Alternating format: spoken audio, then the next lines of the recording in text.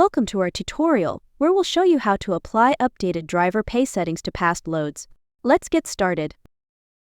When you change a driver's pay settings, such as adjusting their percentage, for example changing the rate from 90% to 92%, these new settings will automatically apply to all future loads.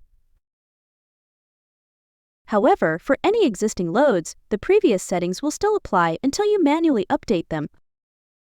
To apply the new settings to previous loads, follow these simple steps. Go to the Loads section and click on the specific load number. Scroll down to the Billing tab at the bottom of the screen.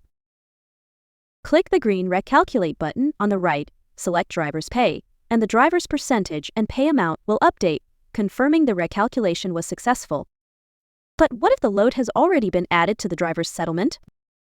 After recalculating, a pop-up window will appear indicating that the recalculation won't be applied. Also, you'll see other indicators like the settlement number linked to the load, and red locks in the driver payable section showing the load is locked into the settlement.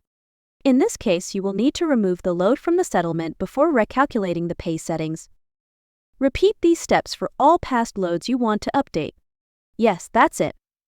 If you need further assistance, don't hesitate to contact our support team at support@ezLoads.net. Enjoy using ezLoads TMS.